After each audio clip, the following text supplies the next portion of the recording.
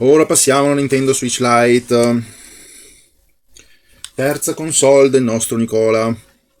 E questa Nintendo Switch Lite è stata mandata per problemi di ricarica. La console non carica.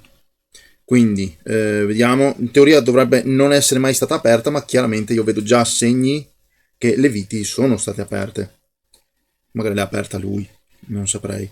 Però si nota benissimo. Ecco, si vede? La vite ha la testa un po' mangiucchiata. C'è stato un cacciavite qua dentro. La porta com'è? La porta non riesco a vedere nulla perché è troppo scuro. Anche qua. Un cacciavite c'è già stato dentro. Vediamo su quelle sopra. Sì. E anche qua. Sì. Qualcuno è già stato all'interno di questa console. Non so chi, ma vabbè. Allora, posizioniamo meglio le luci. E andiamo a vedere la porta. Ecco. Allora, la porta è un po' sporca all'interno, ma i piedini sembrano esserci tutti.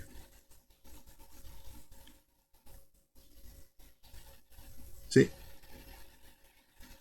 Bene. Allora, diversamente da come fanno molte altre persone. Ah sì, si vede che anche questa è un po' mezza aperta.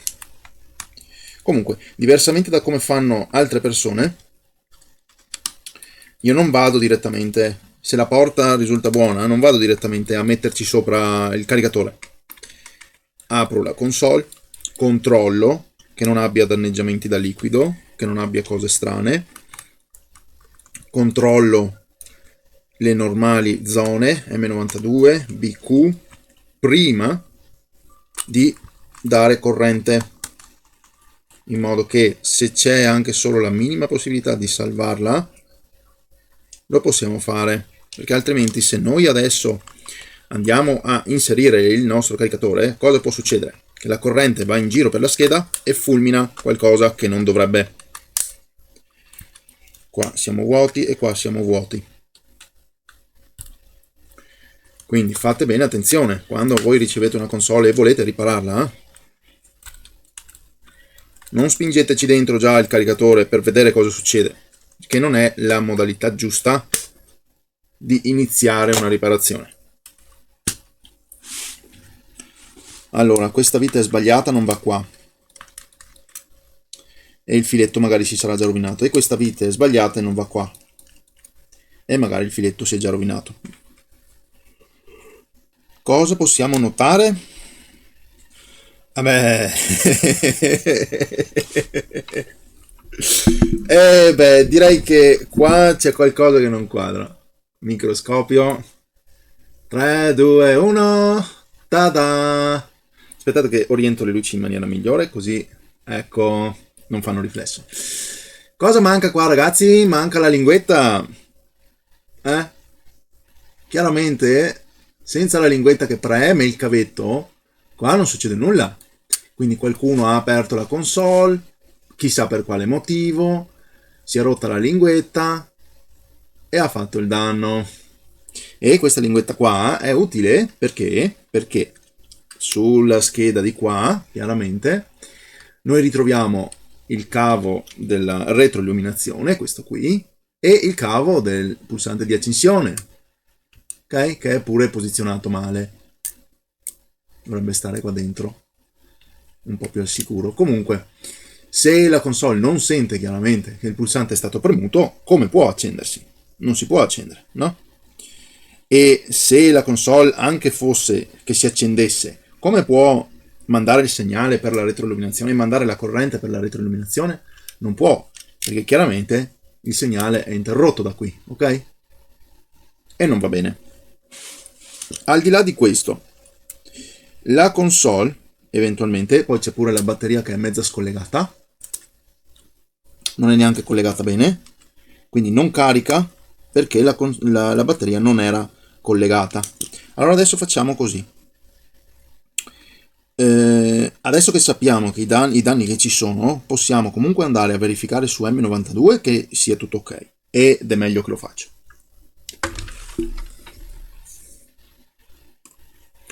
Dopodiché andremo a testare la scheda in sé. Ecco, una cosa che magari è veritiera è che nessuno ha tolto la scheda, perché non sembra che la scheda sia stata tolta.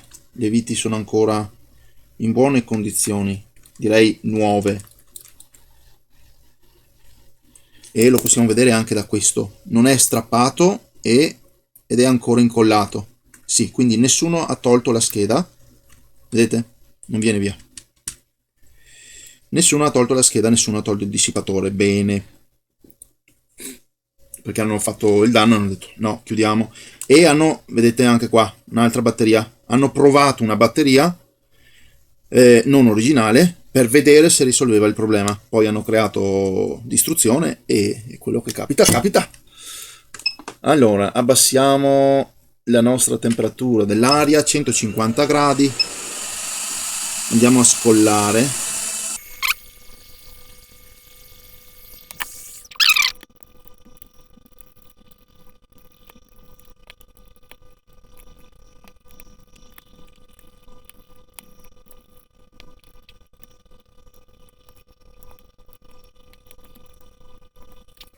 Bene, adesso che abbiamo la scheda, questo non ci serve,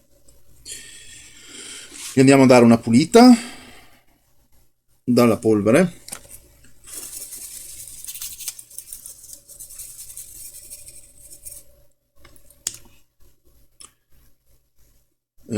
Questo è un pad termico piuttosto secco rispetto a quelli che vedo di norma. Quelli della Nintendo Switch sono molto morbidi, questo qua invece è molto secco, quasi quasi potrebbe essere necessario fare il cambio. Comunque andiamo sotto al microscopio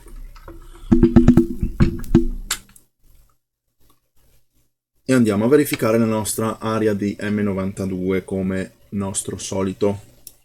Vediamo, perché se hanno cambiato la batteria magari hanno pensato che appunto fosse stata quella, invece magari è il nostro solito problema con M92. Vediamo subito. Questo è a posto, questo è a posto, questo è a posto, questo è a posto. Ok, ok, ok, e quello più pauroso 0.3. Ok, ok, ok, ok.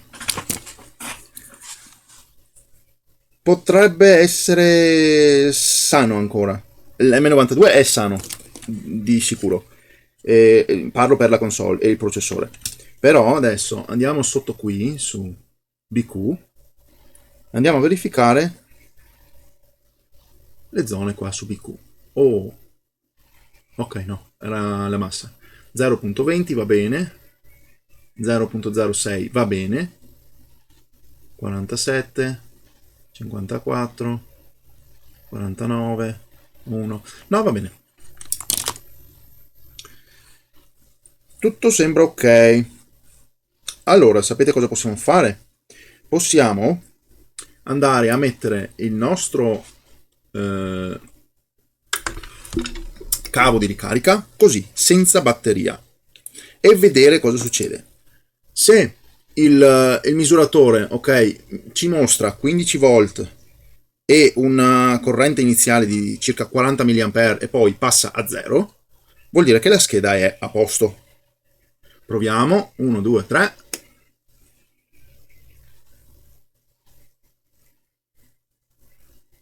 È normale che faccia così perché la scheda...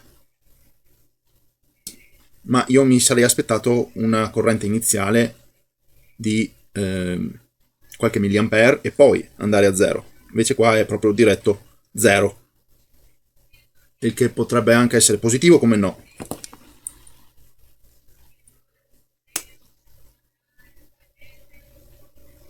Però almeno non abbiamo cortocircuiti. perché se abbiamo cortocircuiti l'amperaggio sarebbe costante verso l'alto, circa 80-100 mA, cose del genere. Invece no. Va bene, allora adesso proviamo con una batteria esterna. Eccola qua, batteria esterna, anche questa non originale, ma non ci importa. Colleghiamo la batteria per bene, e se noi andiamo a provare ad inserirla, abbiamo il voltaggio crescente. Si è spento e si è riaccesa, la console sta funzionando.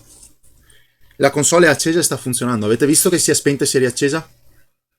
Questo significa che la console non ha nulla che non va, si è avviata, e questa è una batteria completamente già carica.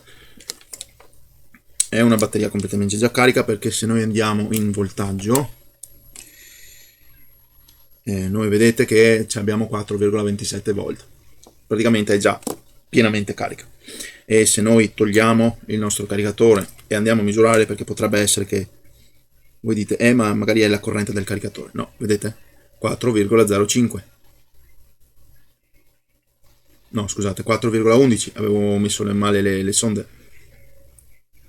Comunque sì, la batteria è carica e la console è accesa, quindi il problema è che non è che non carica, è per l'appunto che non c'era retroilluminazione. Perché? Perché questo connettore qua è guasto, è stato distrutto, e la batteria non era neanche inserita, come avevamo visto, era un po' sollevata, non era spinta bene in giù.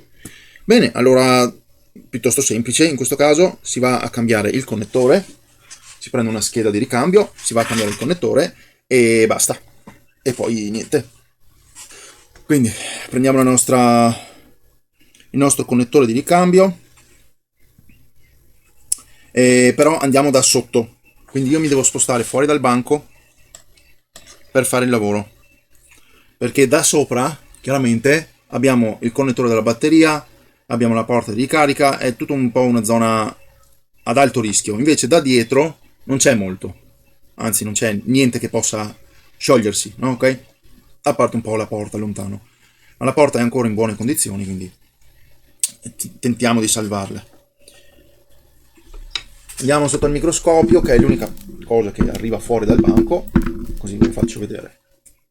Bene, allora, aria da sotto, senza ugello, 450 gradi, 50% di aria, andiamo a togliere. In questo caso, per fare un attimino più belle poi le saldature, possiamo aggiungerci, visto che qua comunque dobbiamo toglierlo e di questo connettore non ci importa nulla, aggiungiamo una goccia di flussante. In questo modo il flussante poi, nel togliere il connettore da qui, agisce sulle saldature e le fa tornare belle subito.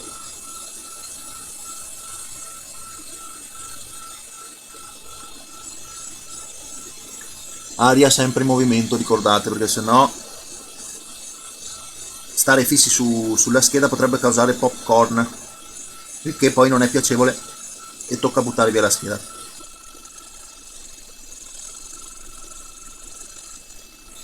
Ecco, vedete come le saldature sono rimaste belle? Adesso però il problema è che se io gli vado a mettere un altro connettore al di sopra, il flussante che c'è presente entra nel connettore e fa un macello. Quindi bisogna andarlo a tirare via.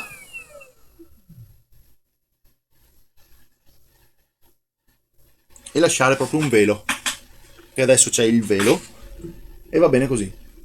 Allora passiamo di qua, andiamo sull'altra scheda, facciamo lo stesso procedimento ma senza il flussante.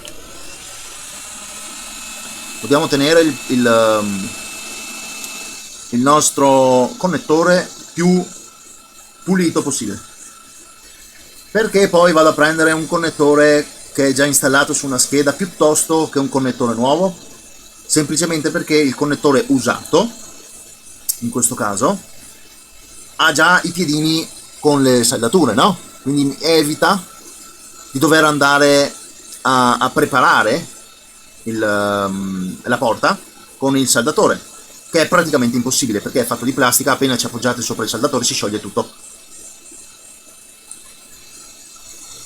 In questo caso è preferibile fare in questa maniera qua. Come fare a preparare i connettori FPC con le saldature? Diciamo che è semplice, nel senso, si prepara la scheda, si salda il connettore, si toglie il connettore e il connettore a quel punto prende già un po' di stagno, no? Di saldatura. È un lavoro in due tempi in quel caso. A quel punto poi si riprende le saldature sulla scheda, si aggiunge stagno e si risalda. Alcune volte magari è necessario farlo anche in 3 tempi. Però questo cosa comporta? Comporta che la scheda viene stressata 3 volte, e il che non è mai l'ideale. Ecco. Allora, il connettore l'abbiamo preso, ci spostiamo sulla nostra scheda di qua. Bene, come vi avevo detto, 2 micro gocce, ok, sparse.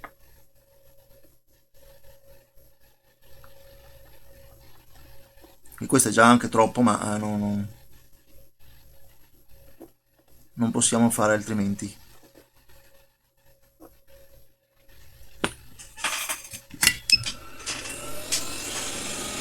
Scaldiamo la zona. Possiamo anche eventualmente fare in questa maniera qua, prendere il nostro, comunque facciamo così, facciamo flussante, ok, e andiamo a rinfrescare con lo stagno al piombo che scioglie prima.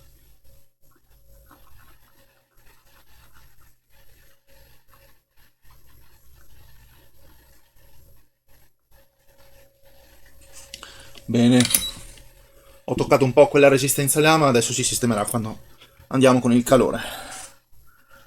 Di nuovo togliamo il flussante, perché non possiamo tenerlo sulla scheda, assolutamente.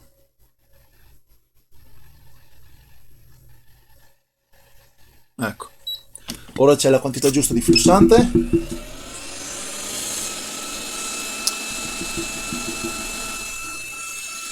Possiamo posizionare nel frattempo la porta, il nuovo connettore, non la porta, scusate.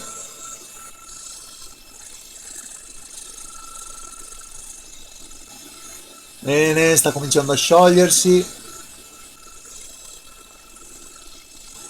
Ok, sembra messo bene in posizione. Allora, anche la resistenza in teoria, ecco, fatto. Bene, allora, se non sbaglio, io qui ho anche delle 1, 2 e 3 coppie di analogici. Non so se su questo volesse anche cambiare gli analogici, ma siccome non sapeva se funzionassero oppure no, poi sembrano anche in buone condizioni, sono partiti i pulsanti, ottimo, sembrano in buone condizioni, andremo a vedere se funzionano oppure no.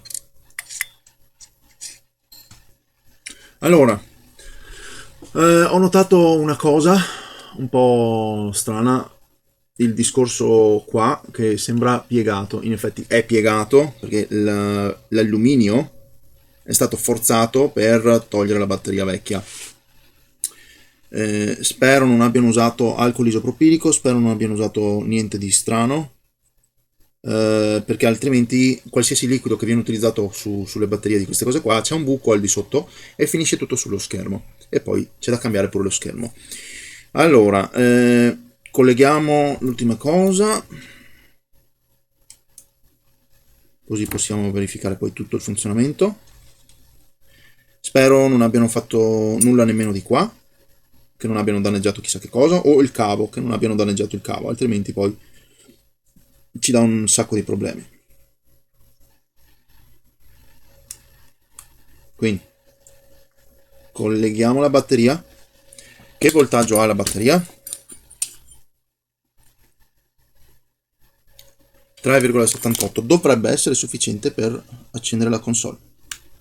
Inseriamo il cavo, chiudiamo il cavo e adesso proviamo. con il nostro caricatore. Vediamo un po'.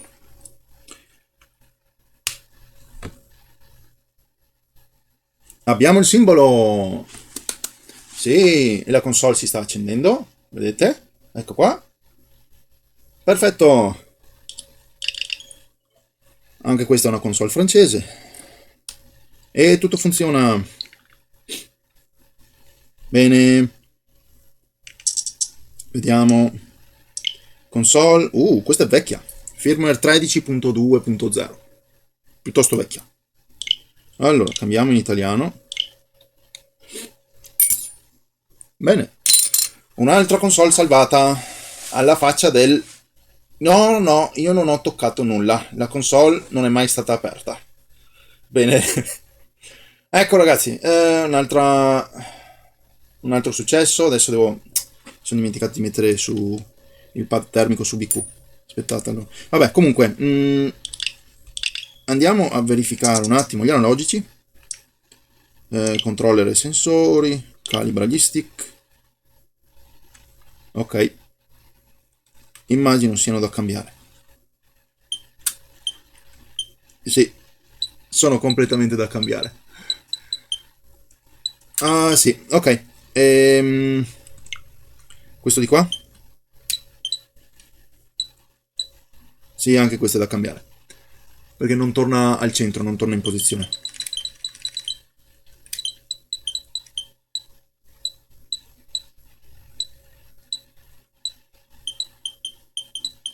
Sì. Va bene. Comunque, ecco, niente di più, niente di meno, la console funziona, per fortuna, niente di tragico. La porta è ok, tutto è ok, funziona tutto. La ventola ancora non si è accesa, ma è solo ed unicamente perché le Nintendo Switch Lite producono talmente poco calore che la ventola, prima che si accenda, ne deve passare un po', ma possiamo provare a fare così. Aria calda, 2 secondi proprio, avete visto che la ventola è partita.